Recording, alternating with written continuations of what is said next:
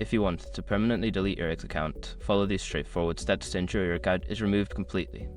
Step 1. Log into your account. Visit the X website or open the app and log in with your username and password. Step 2. Access account settings. Once logged in, navigate to your account settings. This is usually found by clicking on your profile picture or the menu icon. Step 3. Find the deactivation option. In the account settings, look for an option related to account management or privacy. Here, you should find the option to deactivate or delete your account. Step 4. Confirm deletion. Follow the prompts to confirm that you want to delete your account. You may need to enter your password again or provide additional verification.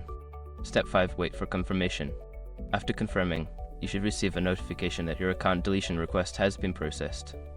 It may take some time for your account to be fully deleted from the system.